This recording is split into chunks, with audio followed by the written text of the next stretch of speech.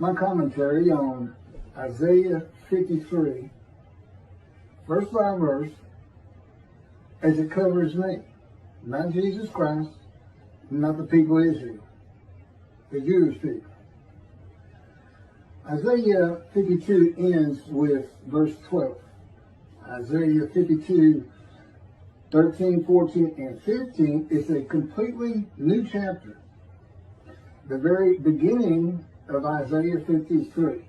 In other words, Isaiah 52, and there are many references there to the servant, the Jewish people, as God often and quite frankly always refers to them. He never refers to them as his righteous servant.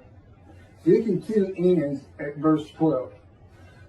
Picking up with 52 verse 13 is really starting Isaiah 53 verse 1. It just got divided improperly. There's a lot to that, and I have it in my book.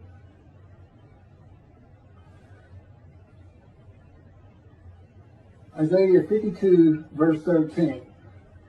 Indeed, and this starts out in quotes. 13, 14, and 15 are a multiple quote verses. In other words, this quote that 13 starts with ends at the end of verse 15. Indeed, my servant shall prosper, be exalted, and raised to great heights. My servant shall prosper, be exalted, and raised to great heights. This is in midrash form. That's when you read a verse and generally break it down into parts and then give commentary on each of the parts. My servant is now the sinful, blemished, and disfigured Gentile who becomes, quote, my righteous servant, close quote, that's by God, in Isaiah chapter 53, verse 11.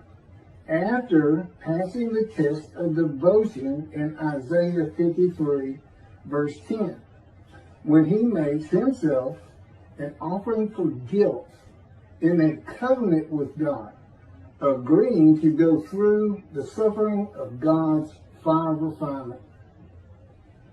There's much more on that when I get to verse 10 and 11. God's righteous servant is the man who is made suitable in the Lord's fire refinement of punishment, maltreatment, chastisement, bruising, and crushing. Now the key to this is the book of Ezekiel. He literally goes through everything that the man of Isaiah 53, the righteous servant, goes through, except he's not crushed with disease, he's not familiar with disease, and he is not wounded. All these other words, maltreatment, punishment, chastisement, bruising, crushing, that are in Isaiah 53, apply to him too. And again, I have a lot more on that. And the purpose of this is to make the many righteous. That's what this story is about. Chapter 53. It starts out with the people who need righteousness. And that's the first 6 verses, and I'm getting to them. And they are multiple quote verses also. Quote starts at verse 1 of chapter 53 and ends at the end of verse 6. And that's what it's all about. Here's this man. You're going to see what kind of problems he has and how lowly he was, and rises up to be God's righteous servant, speaking to God.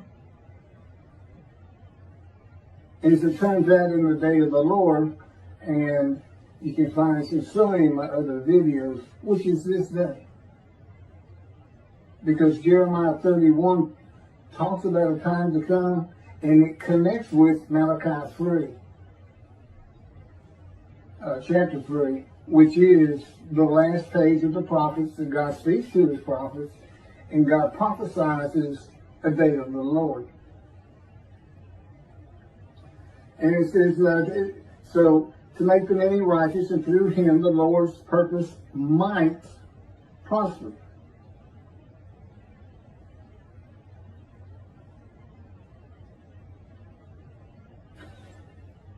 In the day of the Lord, there are 4 men to come. This is the only unfulfilled prophecies of God himself. 4 men to come. That would be the righteous servant himself, the prophet like Moses, who's never appeared, Elijah, and we find he's the messenger in Malachi 3, and of course the anointed one, Moshiach, the descendant of King David, from Isaiah chapter 11. Now, as I said, this is verse by verse and how I fit them. God came to me at birth, but did not speak to me as he did to Ezekiel immediately. When his spirit lit upon Ezekiel, then he could hear God speak. God is in his spirit. I have a little more on that in here, but it's also in many other videos. There's only one description. And the sages knew, although it's totally ignored today in Judaism, who says this Isaiah 53, the Jewish people as one man, Israel, a patriarch, you had to have the description. And they believed and said the descendant of King David of chapter 11, the Moshiach, was described in Isaiah 53. They even had a name for him in the Babylon Talmud, the leper scholar. And that's because he's familiar with disease, crushed with disease, and yet by his knowledge, he makes the many righteous. Not by his death, not by his blood, not by crucifixion, by his long life. And again, it starts out with the first 6 verses where we see there are people suffering a sickness. And I'll get to that in just a second. So I, the righteous servant Elijah, though my name is Keith, clear the way for the building of the 3rd temple. Because God says in Malachi verse 1, chapter 3, behold, I am sending my messenger to clear the way before me, and the Lord whom you seek shall come to his temple suddenly. So the purpose of God that's not stated in Isaiah 53, it just is a purpose that might prosper, is returning to his temple, which means it has to be rebuilt. So when his messenger is clearing the way for him, it's clearing the way for the rebuilding of the 3rd temple of God.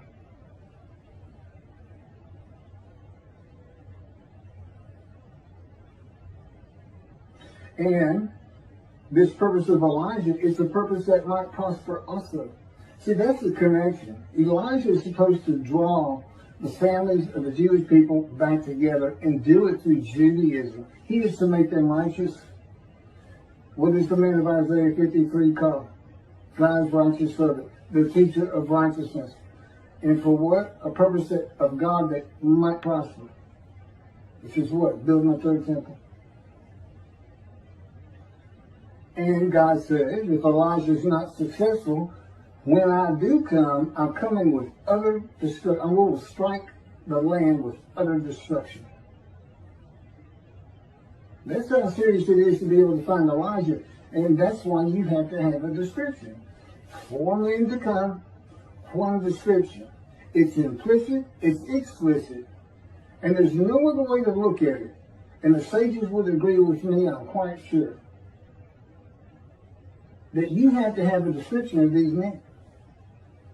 The things I hear on the internet, on YouTube, from the rabbis who talk about Moshiach, and when he gets there and people ask them, how do we know he's here? This and that and this? The answers are so varied and to me so ridiculous. You know, you don't know who he is because he fits this description. That's what it's for. It's for the day of the Lord. Now, what's the day of the Lord about? Well, Jeremiah says, see, a time is coming, the ruined land, the desolate land, will be rebuilt again. The cities restored, Jerusalem rebuilt to a size greater than antiquity, which it is today. The land shall bloom again. This all started in 1948. See, your time is coming. I'll make a new covenant with you. Not like the covenant I made with your fathers out of Egypt. I'm going to forgive your sins, and I'm going to remember them no more. And this will cause Torah to be written on your heart, which is a metaphor for basically, when Jewish people find out God is back and God is doing what he said, that's going to draw. That's going to get these 6 people back that are in the first 6 verses to righteousness.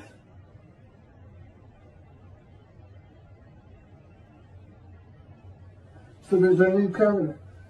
So we look at Jeremiah, you got these 3 see a time is coming, and you say, okay, well that's today.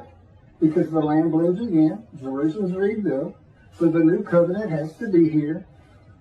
What do we know about that? Who's going to deliver it? Well, you ask yourself, who delivered the first one? Moses. Who's supposed to come? A prophet like Moses. Well, what about the covenant itself? What else do we know about it? Malachi 3 verse 1. I'm sending my messenger to clear the way before me, and I shall return to my temple suddenly.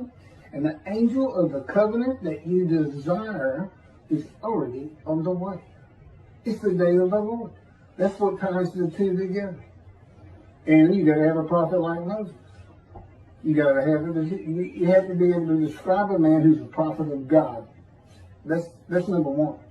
And then he has to be able to do the things Moses did, which primarily is write the Torah. The Jewish people haven't been in bondage since the Israelites left in the Exodus. So that's not the issue. And a man who can talk to God face to face, friend to friend.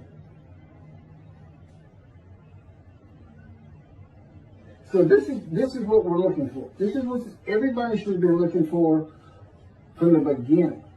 But particularly after the lands have become desolate and restored as they are today. We'll see what happened with the Assyrian Babylon exiles when they returned. They couldn't even go in to the northern kingdom because it was inhabited by Gentiles. That's another story too. But they didn't revive all of Israel as it is today. This is when it occurs, and I can tell you it is occurring because he's been training me up for this for 13 years now. We're just now starting to make a splash and let people understand what's really happening. He's here. It is the day of the Lord. There's 3 Abrahamic religions: Judaism, Christianity, and Islam. And it is unquestioned, at least in this room, the clear winner is Judaism. There ain't any question about it. And rightfully so. What other people have suffered as they have. So this is what we're looking for.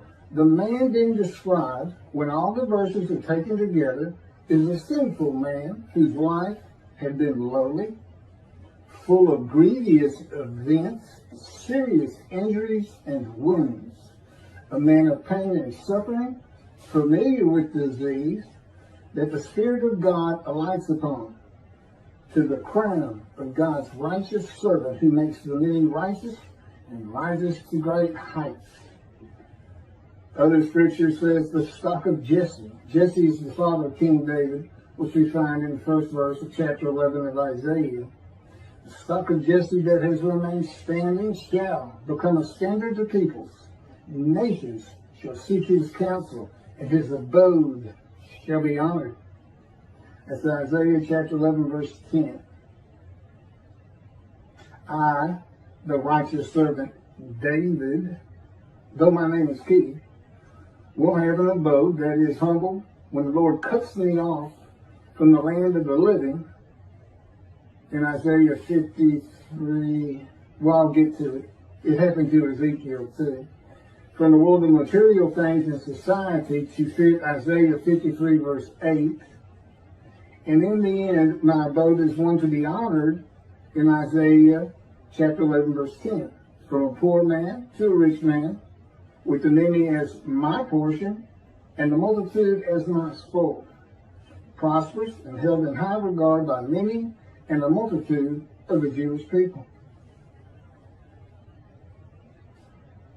Verse 14, just as the many were appalled at him, so marred was his appearance, unlike that of man, his form beyond human semblance. This is the beginning of identifying God's righteous servant in Isaiah 53 as a man with disfigurement, because not only is he afflicted by God, he is also blemished. And I'll get to that. It's very important that was put into Isaiah 53. Usually you think of afflicted with a disease, but these are separated. Another affliction is disfigurement at birth. King David would have nothing to do with the blind, the crippled, the lame, because it was a sign in those days that God did not like you. He had nothing to do with him. You know, he's not a man without defects, such as lambs and rams for a sin offering and guilt offering in the Torah. In other words, God had Isaiah write that in, that this man was disfigured and afflicted with disease for one main purpose. Do not try to use the animal sacrificial atonement worship laws of Leviticus for this chapter, for this man. And that's just what the Christians did. And one rabbi that I know of, human sacrifice is what that would be. But you know what you can't sacrifice? A defective, blemished lamb or ram. You can't do it. It's not acceptable and won't be accepted by God. And the Christians can't see it. They just can't see it. They're blind. As they say the Jewish people are, that Isaiah 53 is prophetic of and describes Jesus Christ. I don't see him fitting a single verse, save one. But that's for another time. So, how could a man today fit the description of the Lord's righteous servant in Isaiah 52:14, with his appearance marred, unlike that of man, a normal man, unlike normal men, and just so marred, he shall startle many nations in verse 52:15. So he's marred, his appearance is so awful you can't look upon him, it sounds like. But the truth of it is, he goes on to startle many nations. Nations seek his counsel. He makes them many righteous. So he is a person who can be looked upon. There is one way and still be alive to fulfill verse 52:15, to describe a man who comes when the land blooms again, the ruined cities have been rebuilt, and Jerusalem has been rebuilt to the size as it is today, which began about 70 years ago. By the way, God dictated a book to me, Isaiah 53 and the Day of the Lord. We had put together over almost 85 videos covering every single chapter, among other things. And in addition, the second book he had me type, he dictated it. I had to learn everything. It's not straight dictation. It takes a lot of give and take, this and that, but every single word, every sentence, every paragraph, every chapter, the entirety of the book is God's. It's just like the Torah. Both of these books, and that's what I'm using. I mean, in other words, he had me put this together. I was an atheist for 50 years. I didn't know anything about Judaism. I didn't know what a Tanakh was. I didn't know what a Hebrew Bible was. I never heard of anything like Isaiah 53. I never associated with religious people. I had no training. When I say I was an atheist, I was adamant. There is no God. It's partly because, like so many people like me, when you go through tremendously bad things, you just stop thinking there's somebody who looks favorably on me. Nothing good ever happens. And I'll bear my own problems, thank you. That kind of attitude. Now, if I were to be seen with all of my injuries from accidents and surgical operations at one time before healing, together with my congenital disfigurement, my appearance and features would be marred from that of normal man. This is my history. I was born prematurely in the 7th month without my right pectoral muscle, with a shorter right shoulder, and a withered arm.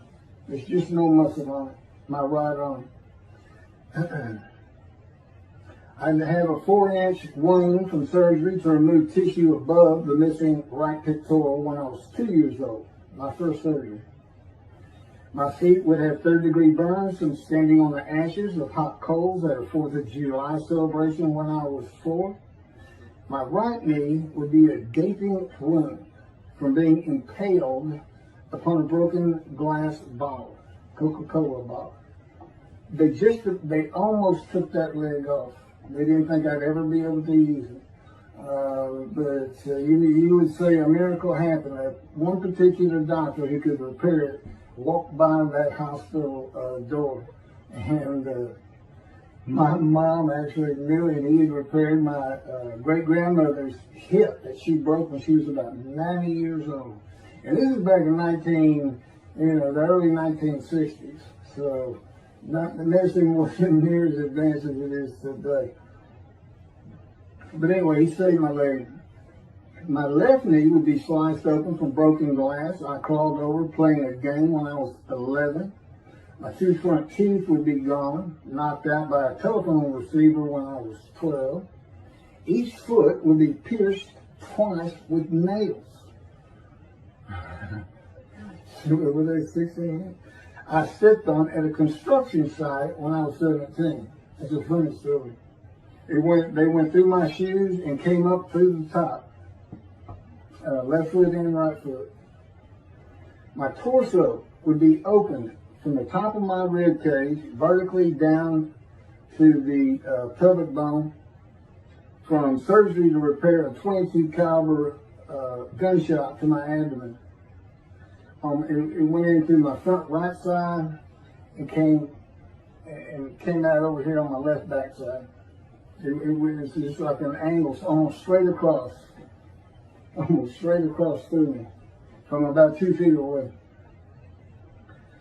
And it pierced my bladder, colon, and intestines, and that was when I was 18. My upper jaw, the teeth, gums, and bone would be severed from my skull from orthodontic surgery, with my face swollen to twice its normal size when I was 38. It was surgery done to try to realign my top teeth with my bottom because I had a perpetual headache. One for almost 27 years of suffering. And the stories behind all these accidents and events and how I survived them is very interesting. And that's what the second book's about. It's called The Life of the Righteous Servant, God's Righteous Servant of Isaiah 53. Which he also dictated to me, even though it was my life. And it's primarily to show how I fit these verses. Because that's why he came to me at birth but didn't talk to me till I was 50. It's to make sure I fit these verses. You know, he said he came to Jeremiah at the womb, and he was a priestly man. He had a great life doing God's work, even though he was one of the Babylon exiles. God came to me for a different purpose, to make sure I had a life of suffering, to make sure I fit these verses, and to prepare me in all kinds of other ways that I didn't know. He basically orchestrated my life without my knowledge, and me all the time being an atheist. But these stories are in that book. The first 7 chapters are just about me. That's pretty easy to read, just accidents that happen. And then it picks up with the chapter where he speaks to me for the first time. And then there's an additional 7 chapters culminating with what I'm reading to you right now. It's called chapter 16, Isaiah 53, Keith McCarty, verse by verse. That's what he had me write down. The skin of my chest would be open from a 6-inch in diameter circular cut to remove skin cancer when I was 43. My torso was opened again to remove a 6 to 8 inch malignant cancerous tumor that had burst through my colon when I was 44, and again in my 50s for abdominal hernia mesh surgery. I'm 63 today. That spoke to me at 50. As I said, he's been training me up for this for 13 years and teaching me all this. My left hand would be broken from a fall on a tennis court when I was 28, and broken again walking on stones in a creek when I was 55. My ankles would be bruised and swollen from severe sprains while playing basketball and running at various ages. My chin would be lacerated from striking a wall at the end of a foot race when I was 21, and I would be covered with the childhood diseases of measles and mumps.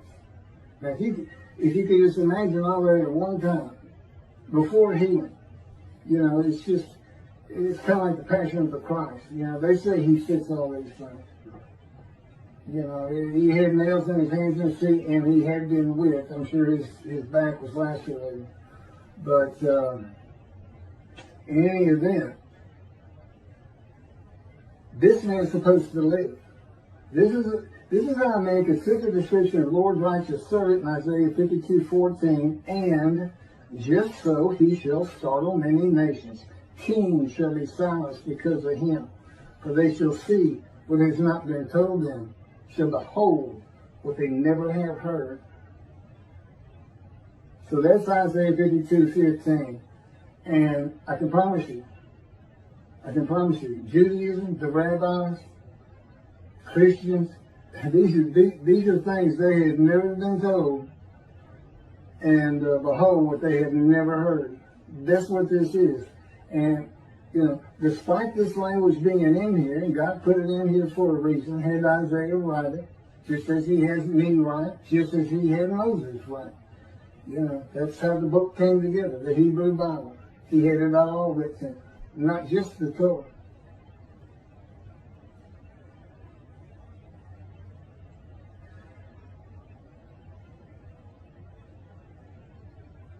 Okay, so, nations, the Gentiles, startled, and kings, leader of nations, silenced by saying the following: God's righteous servant, his servant David, Elijah, and the prophet like Moses as one man, hearing that God's righteous servant arise in the time to come of Jeremiah 31, which is the day of the Lord.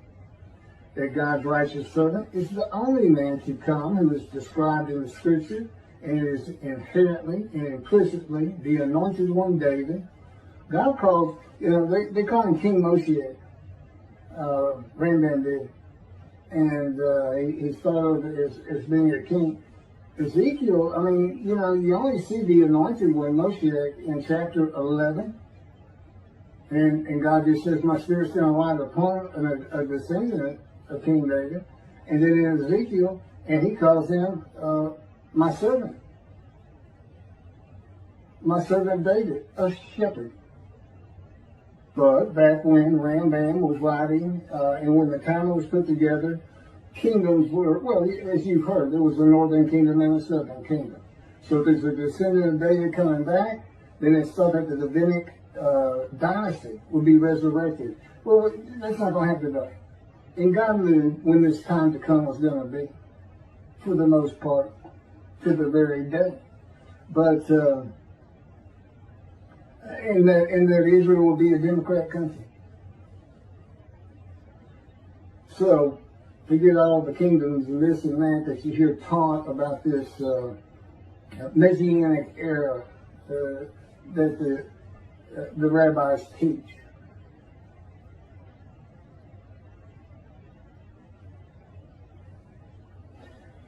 That the Jewish people throughout the world are forgiven by God of all their iniquities and sin by God's written word in the day of the Lord. That's under the new covenant. The Christians aren't going to believe it because they took that new covenant. No, they didn't take it. They said it's been abolished. It's obsolete. We have a newer covenant, and that's Jesus Christ. That's the only way you can find righteousness is through faith in Jesus and the resurrection. You can't be righteous under the law.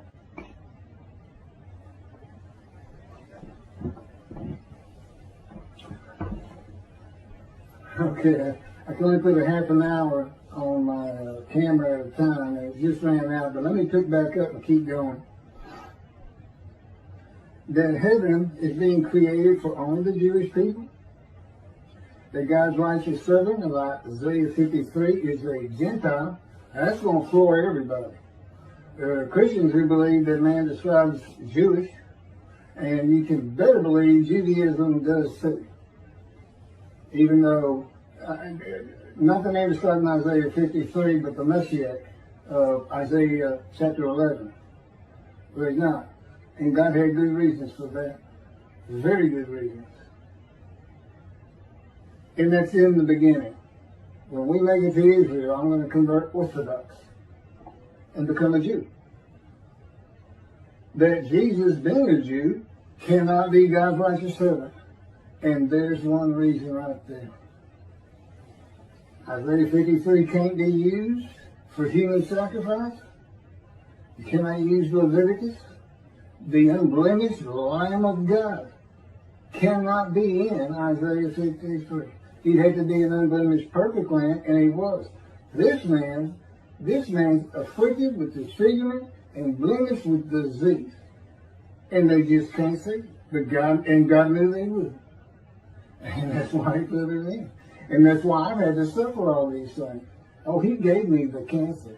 He orchestrated me getting shot through the abdomen. I call it gut shot. I said, God, gut shot now to the Holy Spirit. We laugh. But he also made sure I didn't die. And, well, anyway, I'll get to it. That God's righteous servants familiar with disease and crushed with disease, blemished, defective, and could never be an offer for sacrifice. That a host of the Lord's host is a man and divine beings.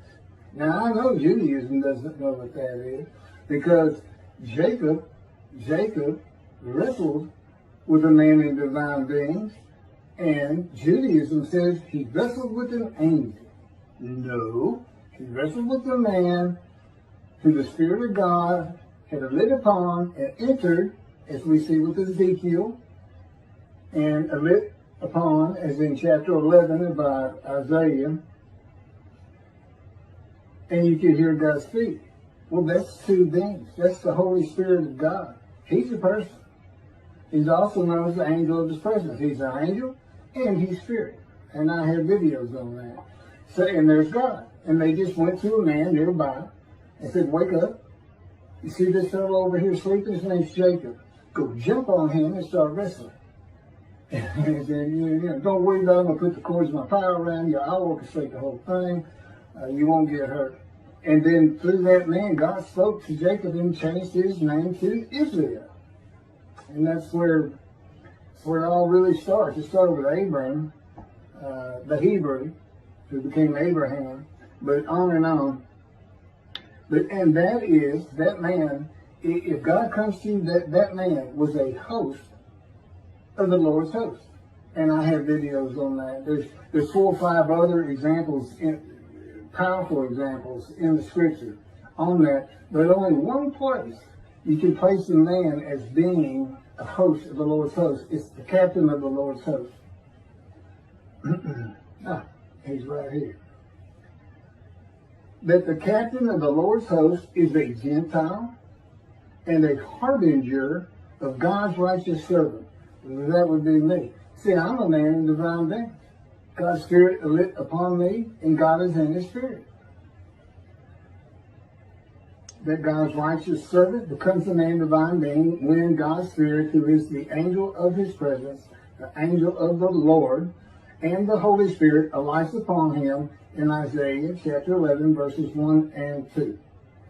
That God is redeeming the Jewish people in the same manner that he did in the Hebrew Bible with one man. That the time to come of Jeremiah 31 began when the state of Israel was created in 1948. And that God's righteous servant fulfills and completes the remaining 6 prophecies of God in the day of the Lord. By the way, the second covenant is the covenant of friendship that God grants when David arrives. When Moshiach gets here, God's got to be here, which coincides, It all goes together after a while. But in that covenant of friendship, it's in two parts, Ezekiel 34 and chapter 37. But in 37, I believe it is, he says, I shall place my sanctuary amongst you forever. So when that was done, and it was written by Ezekiel,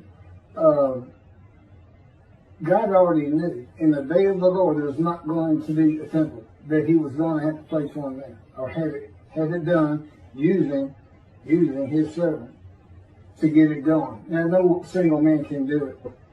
You know, and if the effort fails, if the prophet's not recognized, if Elijah's not recognized, utter destruction to the land. And God doesn't mean he's going to do it in his power. It's just like Assyrian. It's just like him raising up armies. His creation's going to do it, not him himself. He likes to use himself in the third or first person or third person. It makes it more likely to happen that he's really trying to instill fear of who he is. But what it means is, if this doesn't get done, if he didn't get back into that temple, see, building the temple is what's going to keep Israel safe forever, from now on, in the Middle East. And it's always perilous there for them.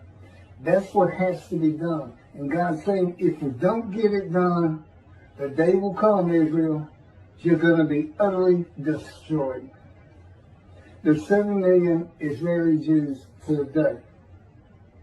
If the land is utterly destroyed, I would guess a minimum of 6 million people are going to die. And that should ring a bell that says, never forget. Don't think it can't happen. Okay, picking up with the actual chapter 53 that we have in the Bible. As I said, it actually starts at 52:13. The first speakers of Isaiah 53 are the witnesses of the righteous servant in the quoted multiple verses 1 through 6. The many who are made righteous by God's righteous servant.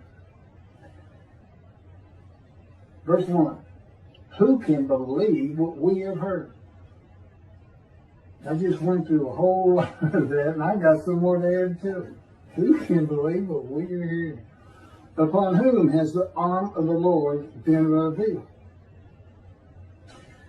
The witnesses asked, who can believe that God redeems the Jewish people by the new covenant with sin forgiveness that is delivered by the messenger Elijah, who receives it from the angel of the covenant, who is the angel of God's presence, the Holy Spirit that alights upon the anointed one in Isaiah chapter 11, redeemed by the covenant of friendship that comes with his servant David when he sanctifies Israel by having the third temple built on his holy Mount Zion in Jerusalem. Redeemed by speaking to his prophets again. Jewish people saying, you told us we were right. We told you we were right all along. And God is speaking to his prophet again. Explain all these things if you can. But you cannot. Who can believe what we have heard? And his prophet again, as he spoke to Moses, face to face and friend to friend. I can explain what that means, face to face. A lot of people don't get that. And all by and with one name the Lord calls my righteous servant. Rambam says in chapter 12 of the laws concerning King Moshiach that Moshiach will compel all of Israel to walk in the way of the Torah, perfect the entire world, motivating all the nations to serve God together. There will be neither famine nor war, neither envy nor competition. The entire world will be solely to know God. And the Jews will therefore be great sages and know the hidden matters with an understanding of their Creator to the full extent of human potential. I can tell you, with God telling me what to do moment to moment as he does every day, including when to go to sleep, when to get up, when to eat, and what to eat, I cannot get any of that done. I can't perfect the world, and I can't get all of Israel to follow Torah. This is what God actually says. Ram.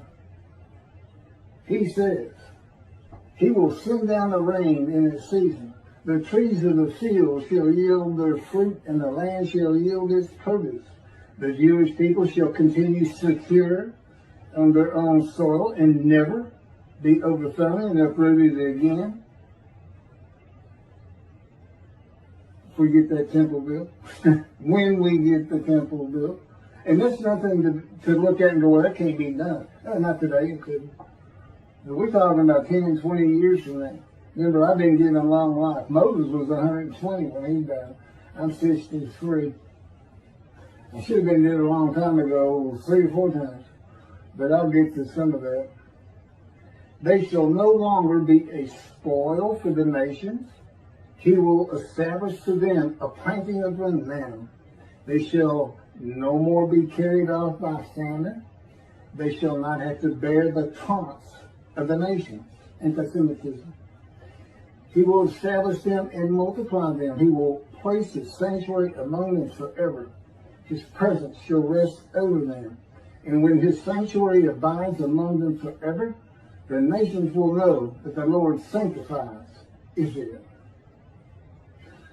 Who would believe that one man fulfills and completes the remaining prophecies of God in the day of the Lord? Okay, I just went over that.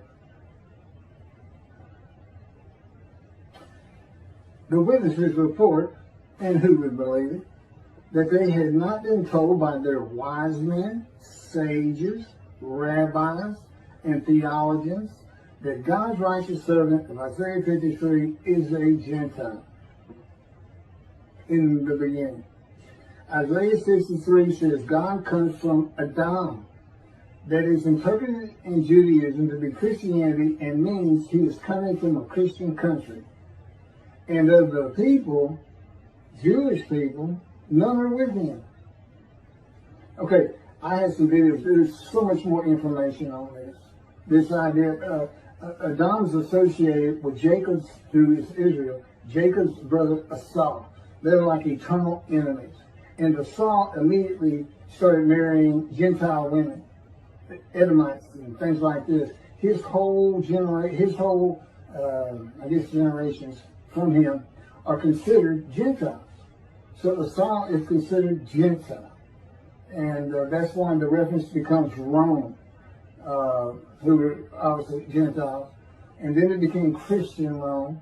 And then Rome fell.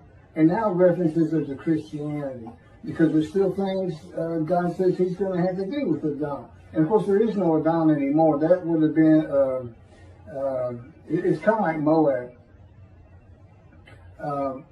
And Basra was its main city. But it would be in the country Jordan today. And it was destroyed a long time ago. And the Jewish people in the Exodus, they weren't allowed to pass through Adam. God has never come from Adam. So anyway, he's going to be coming from a Christian country. And no Jews are with him, no Jewish peoples. And he's coming from a Christian country with a Gentile. So, things you never heard. The witnesses report that they have never heard that the captain of the Lord's host is a Gentile and a harbinger of God's righteous servant, who is a Gentile, just as Elijah the Tishbite. I don't think most people understand that. Elijah is a Gentile. And he becomes the host of the Lord's host, a man of divine things.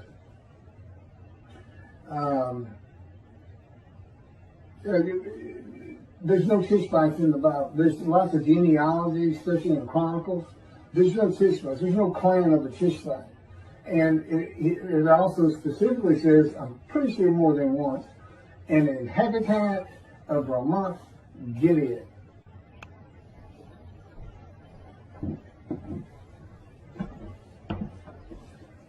Verse 5. But he was wounded because of our sins, crushed because of our iniquities. He bore the chastisement that made us whole, and by his bruises we were healed. The book of Ezekiel is the key to understanding Isaiah 53. The purpose of Ezekiel was to be a prophet and teacher of righteousness to the exiles of Assyria, Babylonia, by bringing them to repentance with restitution. To prepare him, God said, I will make your face as hard as theirs, and your forehead as brazen as theirs. I will make your forehead like adamant, harder than flint. Do not fear them, and do not be dismayed by them. And God maltreats and punishes him for the punishment of the houses of Israel and Judah for their sins. For 430 days he's pinned to the ground, punished, maltreated, crushed, bruised, eating nothing but bread, and chastised by the words of God.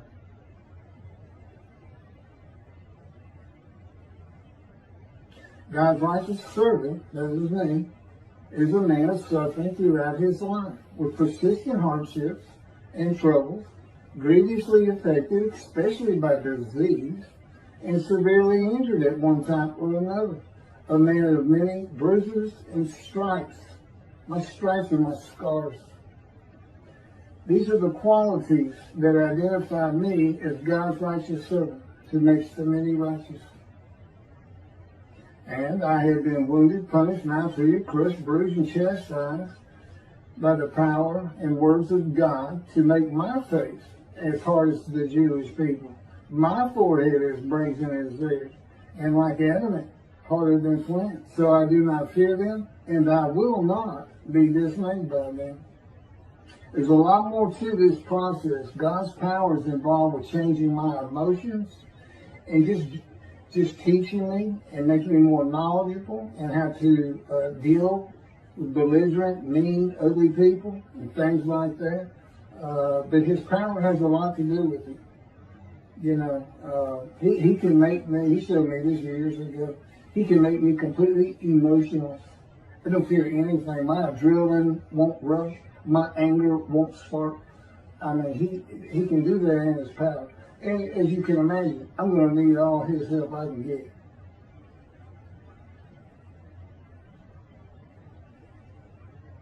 Verse 6, we all went astray like sheep, each going his own way.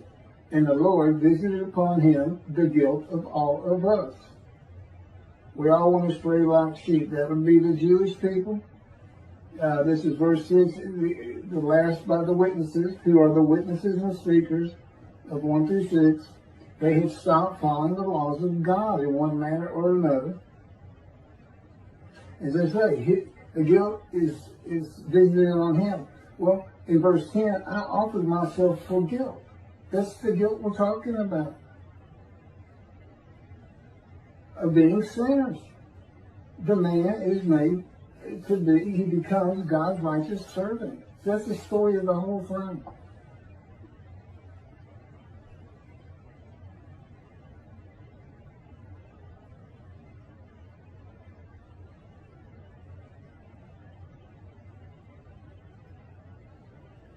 So, I accepted God's offer of possibly, it says he might have long life, possibly having a long life after being crushed with disease in return of offering myself for guilt. It's a covenant between me and God.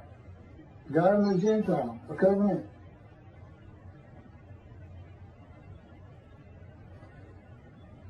It's an agreement. I mean, basically he's putting me to that test. You agree to go through my fire of refinement. He's trying to tell me how awful it is and what it's going to take and how it's going to change me. And then he makes it tough by saying, I might give you long life. So you're like, I got to go through all that, not really understanding it, and you might give me long life? He said, that's correct. Will you offer yourself for guilt or not? You know, that's how he's talking to you. He's kind of like, you know better than to say, can I have a moment to think about that? You know better. You just do. And you know, you can't take the guilt of other persons. I offer myself for the guilt of the Jewish people for their sinning, these witnesses, and the many and the multitude made righteous. So, I mean, you already know this is figurative language. I mean, you know, I can't take the guilt of the Jewish people. Does that mean every Jew in the world, all of a sudden they don't feel guilt? I mean, they're known for that. Feeling guilty because the world is oppressing them so much. You know, it's a stereotype, but it's one that has been there a long time. But so basically, those who remain righteous no longer feel guilt, though I do suffer greatly in God's fire of refinement. So that's the last of the verses by the witnesses. The second speaker of Isaiah 53 is Isaiah himself, the prophet, in verses 7 through 10. Verse 7, he was maltreated, yet he was submissive. He did not open his mouth. Like a sheep being led to slaughter, like a ewe dumb before those who shear her, he did not open his mouth. Okay, breaking it down, he was maltreated, yet he was submissive.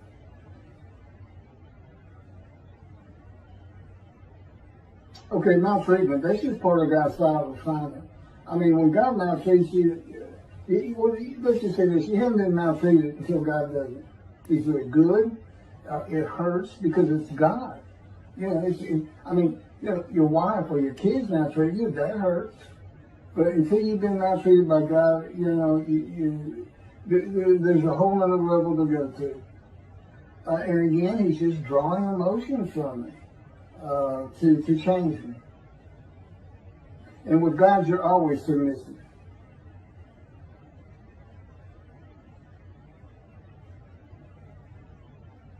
Ezekiel said he went in bitterness and the fury of his spirit in the hand of God. That's the fire of refinement. I mean, if you're in the hands of God, you feel like you're safe, things are going to be good, he's going to help you out of your problems. No, Ezekiel says he's just livid, furious, and bitter, not happy. See, he didn't ask him, he didn't make a covenant with Ezekiel. Ezekiel said, the Spirit seized me. God doesn't have to ask you to be a prophet. God doesn't have to ask you to go through his fire of refinement. There's so many reasons for that, this figurative speech that I go to a lot more detail in the books particularly and in some videos. And so that's what he's doing with Ezekiel when he pins him to the ground, makes him eat bread, says some bad words to him. It makes you meek and humble.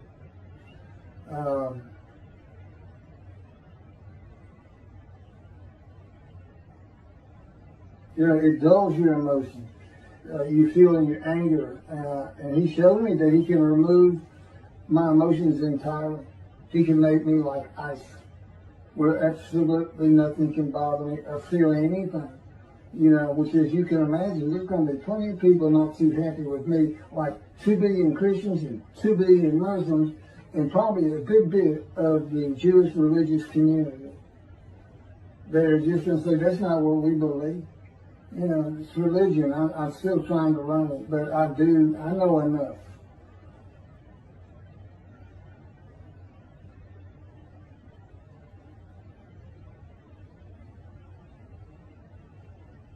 It's also the removal of self-will. God has absolute control over me. His power envelops my body, my head, my mind. I don't make any decisions of my own. One of the first things he had me do was terminate my law licenses. I have a license in Hawaii and here in Texas, where is where I always practice. And I was a board certified specialist in oil, gas, and mineral law. And he said, that's it. You're not practicing law again. And he actually had me terminate my license. I said, what am I going to do for the money? He said, you're not going to have money. I said, okay. See, that's an maltreatment right there. Some takes your law license and then get smart with it. Oh, he's rough, people. But he's a great person. He did not open his mouth. Okay, when God revealed himself to me in 2007, he took me from the world, the land of the living and material things, alone, no more working, no phone, no car, no computer, no law licenses, no bank account, no credit cards, and no money without explanation to friends and family. Silent as the lamb. I mean, to everybody, it's just like, I just disappeared. You know, there's no work, no social life, no friends, no money. You can't do anything. Verse 8, by oppressive judgment he was taken away. Who could describe his abode? For he was cut off from the land of the living. That's what I was just talking about. Through the sin of my people who deserved the punishment. Again, that's figure of speech. That wasn't taken away because of the sin of the Jewish people. And she said, I'm going to be the righteous servant. They've been sinning. I'm going to bring them back into righteousness through Judaism. And, you know, I'm the one getting punished. And, you know, when you think about it, a sinner, especially when they die, they may get punished then. It's not really true. I have a lot of information on that. Again, I have the knowledge of Elijah. Okay, as far as anything and everything unseen from the heavens, from heaven, how angels are created, how Adam was created as a man. Think about that. You know, we kind of grow up and evolve in our learning and our knowledge of those things around us, and all of a sudden he just comes to be and he's already a full-grown man. I know all about that. By oppressive judgment, he was taken away.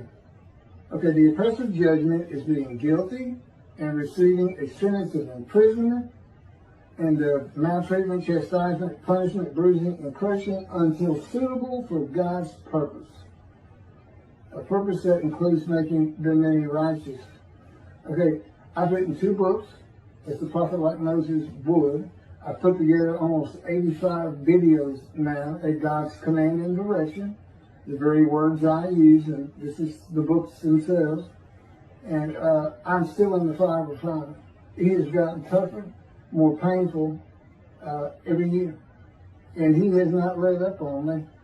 I mean, doing these videos and writing the books is about the only time he lets up on me. So I really enjoy doing that. Who could describe his abode? Well, all of Israel will be able to describe my abode of the righteous servant because of social media and phones with cameras and abode to be honored in Isaiah 11. I would like to see somebody, and Jesus did have a house. I'd like to see somebody describe that. It's not described in the New Testament. My abode today is room and board in return for care and assistance to my elderly parents in a townhome in Houston, Texas. My dad's 93. My mom's 86 or 7. Their condo is paid for, and we, for all these years, have been living on their Social Security for, you know, keeping the house going and food. I just recently filed early retirement, Social Security retirement at age 63. So I now receive a check, but I give it all to them. I'm so used to not having money and just, you know, just being with God in the Spirit and not people. But anyway,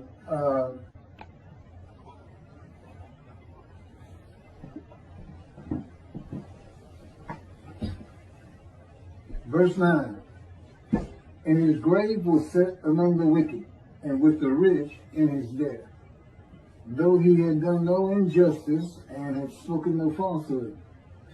This verse says the righteous servant of God was poor, but dies a rich man. The righteous servant of God becomes poor when God cuts him off from the world, and then he is given the many as his portion and receives the multitude as his spoil. And his abode will be honored. He will die a rich man. Verse 10. But the Lord chose to crush him by disease, that if he made himself an offering for guilt, he might see offspring and have long life, and that through him the Lord's purpose might prosper. So he might be given long life, and the Lord's purpose might prosper. God's righteous servant will be familiar with disease and his life crushed because of disease that he is afflicted with by the power of God. God has shown me how he orchestrated my being shot in the abdomen in a vision back to October 5 of 1975 by altering my perceptions.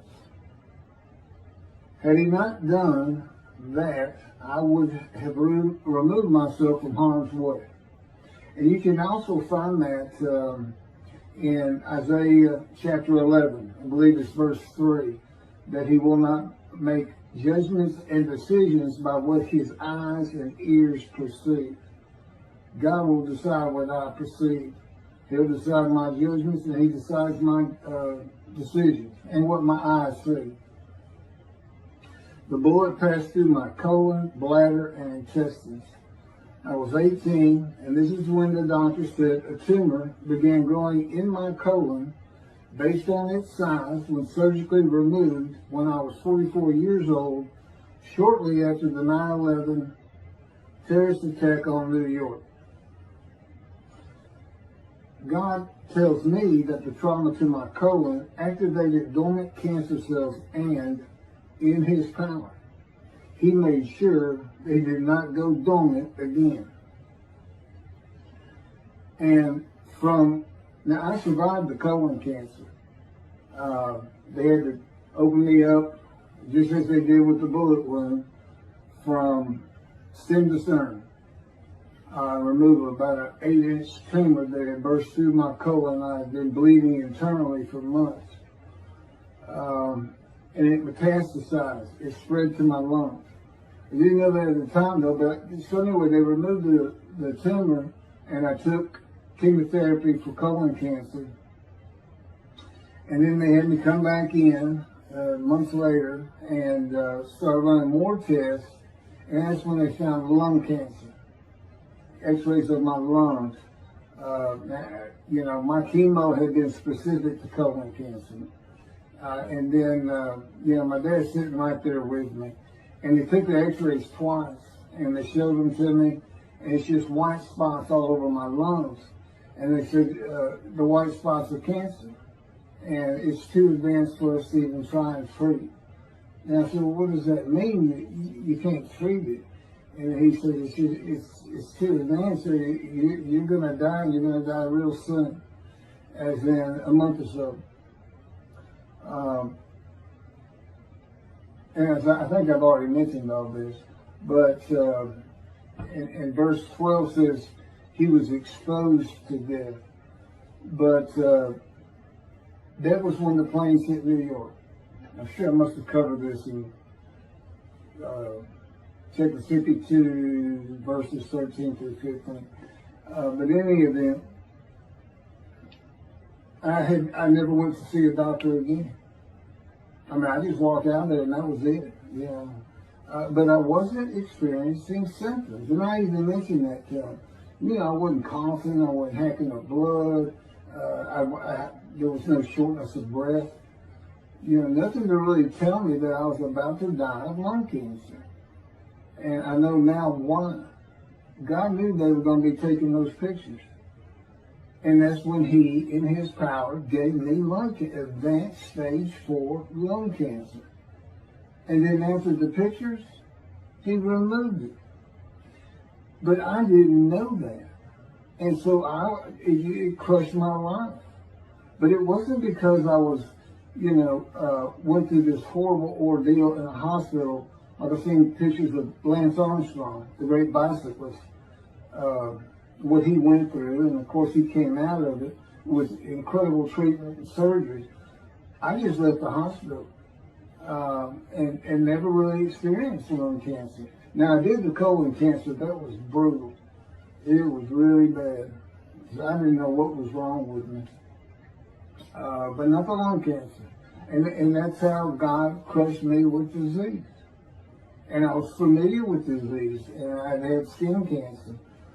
So, in any event, that he would make himself an offering for guilt, it's an offering.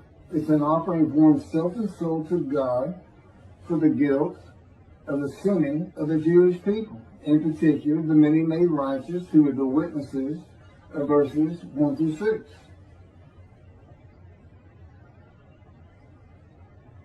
And that was in return for possibly having long life and seeing my children. I have 3, by the way. It was a covenant between me and him. You offer yourself for guilt, I might give you long life. But here's what, and then he explained to me the fire refinement. He said, what's really going on is, he says, you can't take the guilt of the Jewish people. Okay, that's figurative speech.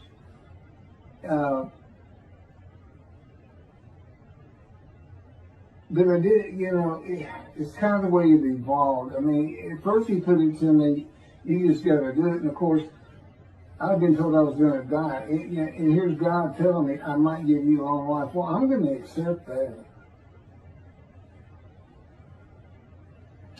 The offering is only a test of my devotion to him and to his purpose, which he had been explaining to me, and who I was going to be and become. It's very similar to the binding of Isaac. I mean, God knew all along he wasn't going to let Abraham kill Isaac. He knew all along, but Abraham didn't know that. And so when we were first talking, I didn't know that. And he's telling me, all these things like wounding, maltreatment, as we go through Isaiah 53, punishment, chastisement, bruising, crushing, in his power is what he's talking about.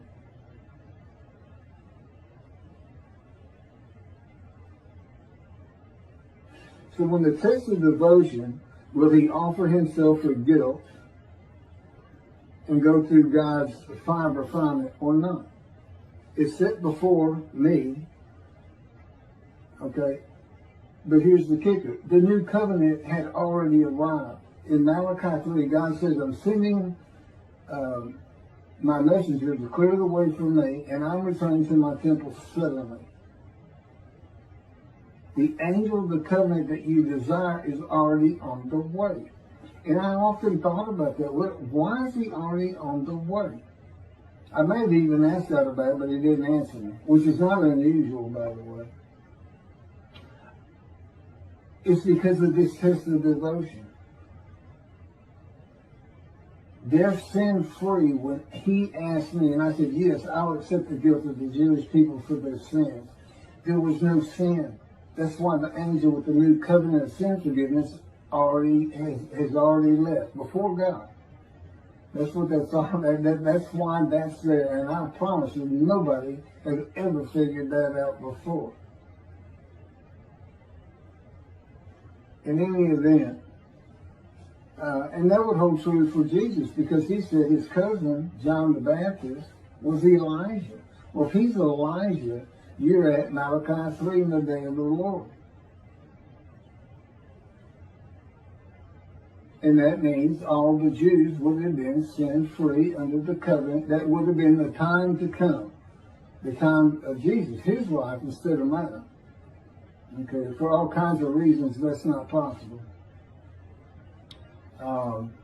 And interestingly, Jesus uses Malachi 3, verse 1, that I'm talking about, to describe his cousin, John the Baptist, as Elijah. But guess what he leaves out? The angel of the covenant that you desire is already on the way. He put in the part, I'm sending my messenger before me. Okay, and later on in that chapter, towards the end, it's when we hear that Elijah is there, and he's the messenger. He's the only man mentioned in that chapter. So, yeah, the New Testament leaves the angel out, and the new covenant sin forgiveness, because how can Jesus go to the cross for the sins of the Jewish people if God's already forgiven them by his written word to be brought and delivered by Elijah? That's what he's the messenger of, the new covenant. And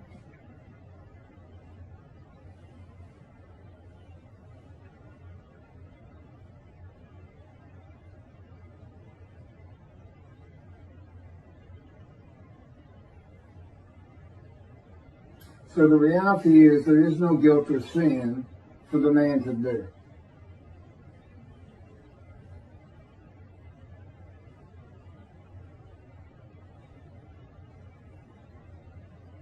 The primary purpose of verse 10 is not to test the devotion.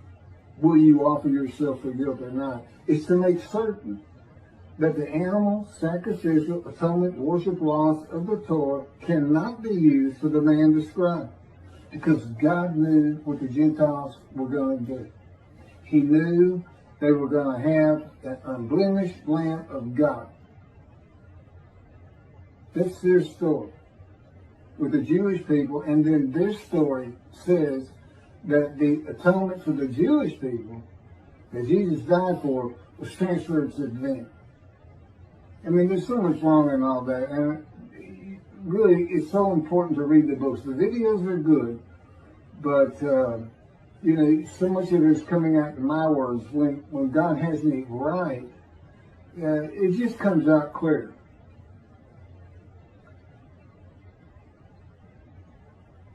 There's no other reason God will crush a man with disease. He didn't crush Ezekiel with disease, who goes through the same things except for the wounds. As the man of Isaiah 53, it's the same words. He's not treated. He's punished. He's told, you're being punished for the punishment of the houses of Judah and Israel. And bruised and crushed. Well, if you're pinned to the ground for over a year, you're going to be bruised and you're going to be crushed. Because it's God's power that's keeping them there on the ground. I'm very familiar with that power. I have been pinned more than one time in that power. Just for no other reason to be able to understand what Ezekiel went through. But that's why God afflicted me, blemished me, afflicted me, crushed me with disease. That's why I had to go through it. Because of Christianity, because of Jesus Christ, I had to suffer cancer. And how they cannot see those words, I don't know. Now, they don't have crushed with disease, which is the proper translation. They have brought to grief with sickness. Well, you don't get, and he's exposed to death. So this sickness is deadly. And of course, Jesus has never been sick any place in the New Testament. It doesn't even show up. So whether you want to call it sickness and grief, you don't come to grief because you got a cold or you're just sick and you got to miss a few weeks of work or something. You don't come to grief from that. You come to grief from cancer and being told you're going to die. But that's why it's in there. See, I fit these verses. Jesus does not, and most certainly the Jewish people, as the land Israel, don't fit it either. When were they all together at one time? Every single Jew on the planet gathered and crushed with disease by God. When did they make the many righteous by their knowledge? As one man, all together. It's never happened. It's a foolish argument to put them in there. Foolish. It's an absurdity, actually. It's, well, between the two, I can't tell you. I can't tell you. Which one's worse, putting Jesus in there or putting the Jewish people as the man Israel? Everybody can make their own decision. And you know, you're not going to refuse God anyway. If God comes to you and says, I want you to be my prophet, and I'm going to put you through a fire of refinement that you're going to beg to die, you're going to beg to come out of 1,000 times. You know what you say? Okay, here I am. Let's go, let's start. That's what you say. You don't say no to God. So that's what all that's about. That, and it's a description of a man that you can find. That's me. I fit it. And God made sure of it. That's why I came to me in the womb, so to speak. But He didn't speak to me for 50 years. He's orchestrating my life to make sure I live a suffering, painful, wounding life. And He did a good job. It was tough. I had a headache for 27 years. It's a long story, and it's in the book, but He showed me how He had caused that. It was like TMJ, temporal mandibular joint being torn up, and it was from grinding my teeth every night as though I had post-traumatic stress disorder. And there's reasons for that outside of the gunshot. But that's a little bit too detailed for this. Verse 11. Out of his anguish he shall see it. He shall enjoy it to the full through his devotion.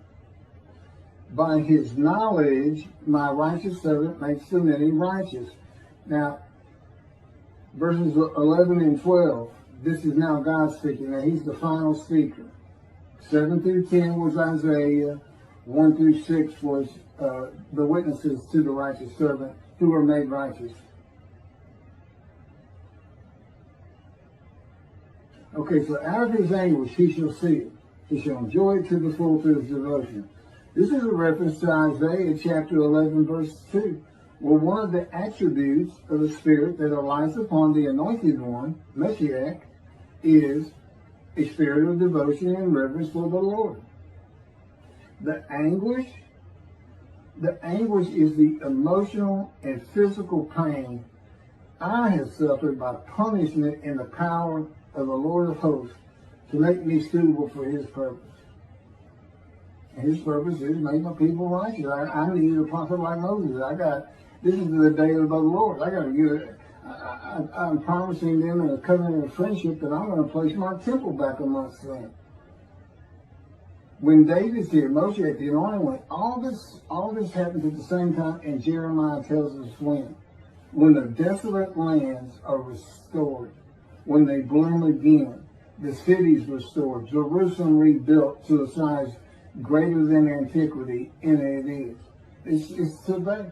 That's what it's for. It can't apply, Jeremiah wrote this, it can't apply to the Assyrian Babylonian exiles because they had nothing to do with the lands of the northern kingdom. If you want to say it become desolate, but there were Gentiles there. There were Gentiles imported from Assyria when the northern kingdom was defeated and deported. They even tried to stop the building of the second temple. So, I mean, and there's many other reasons, but that would be the easiest one to discuss.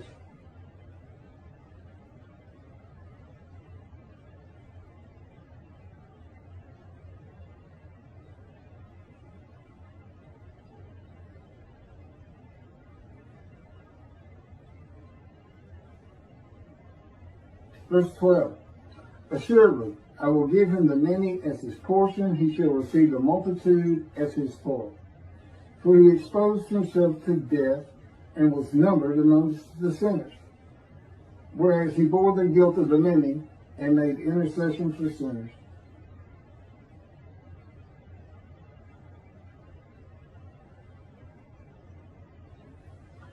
How do the Christians explain that? He's numbered as sinners. He's a sinner among sinners. They say this. They say, Jesus was crucified with a sinner to his left and a sinner to his right. So 1, 2, 3, he's counted as sin. No, we're trying to find somebody. This is the description of a man in these verses. We're trying to find somebody, not making up things to say, well, we know he's not a sinner. He's the unblemished Lamb of God, but he's numbered a sinner because he was crucified with sinners to his left and his right. Okay, I call that Christian logic. You know, same thing is, how does an unblemished Lamb of God fit into a chapter where the man is blemished and familiar with disease and crushed with disease? How do you fit an unblemished lamb in there?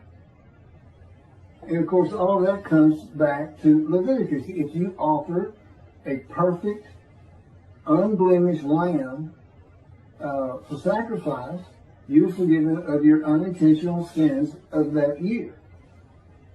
You know, if you had done it. And by the way, yeah, it's not intentional sins. It's only unintentional sins.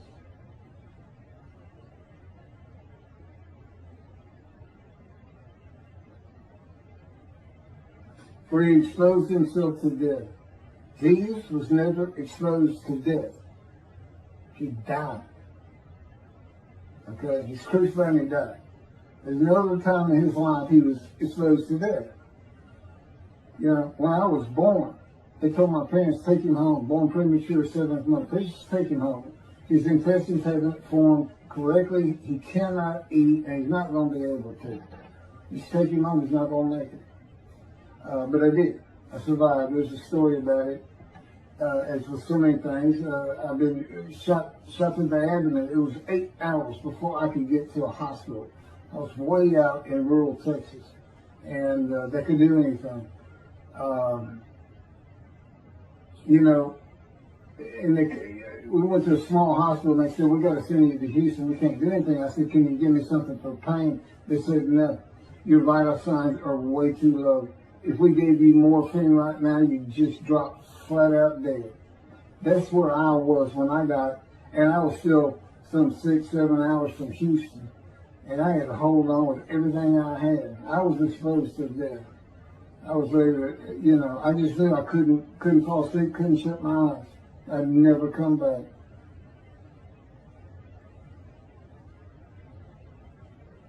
Oh, and I am numbered among the sinners. I've had plenty of things. God pointed a bunch of them out in visions to me. As a matter of fact, it was, if you've ever seen the movie or read the book Scrooge, or the Ghost of Christmas Past with Charles Dickens, A Christmas Carol. He took me back in visions to all these different times I was sinning. And it's not like I was an habitual sinner. It just does seem that I ran the gamut. It just wasn't much I left on the table when it came to what's the sin. You know, I never murdered anybody, but there was a lot more sins than I thought, because I told him, I don't think I was that much of a sinner. I was good to people. I don't like to hurt people or anything. And I didn't even like to hunt or step on bugs. But turns out there was a lot more to it than I thought. Anyway, I hope this has been informative. You're going to be hearing about me for a long time. All this talk about building the third temple, that's years in the future. God tells me, don't even think about it. Because I told him, I said, well, that would be impossible today. He said, it won't be today. It could be 10, 20 years from now, but things will change in the Middle East, you'll see. So that's where we are. And right now the focus is on his passing his wrath in chapter 51, which of course moves into the description of the righteous servant in 52 and 53. He passes his wrath to the Christians. He tells his people, I'm passing the cup of my wrath, my bowl of evil, from you to those who told you to get down on the ground and walked all over you. That would be the Christians who stole their book and told them they didn't know how to read it. That they didn't know Isaiah 53 described Jesus Christ. Arrogance. And God says of Adam, I'm going to tear you down from your high cliffs with your arrogance. So that's kind of what we're going to be focusing on for quite some time. But to do that, I have to be believed. I have to be lifted up high. Because nothing's going to make them more angry than that. That the Jewish people are saying, see, we told you. Here's the guy of Isaiah 63. It's got nothing to do with you, Jesus. Thank you very much for listening.